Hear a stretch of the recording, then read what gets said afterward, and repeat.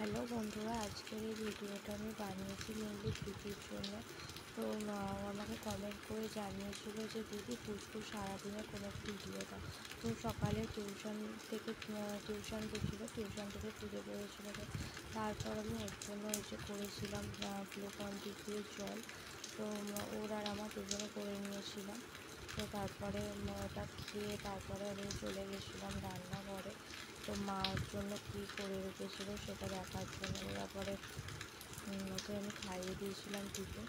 তো টিফিন খাইয়ে দেওয়ার পর তারপরেতে ওকে আমি এই যে দেখো কী খাচ্ছে, সারাদিনে এসবই খেয়ে বেড়ায়। তো তারপরেতে ওকে ভাত খাওয়ার পর মানে 3টে 3:30 নাগাদ ওই যে আম খেয়েছিল। তো তারপরে যে সন্ধেবেলাতে বাবা ওর জন্য এনে দিয়েছিল মোমো। তো সেটা খাওয়ার পর রাত্রিবেলাতে এই যে তন্দুরি রুটি এনেছিলো সেটা এখন জ্বলেছে, ও এগুলোই খেয়েছে। আর এগুলো আমি আজকে রান্না করেছিলাম।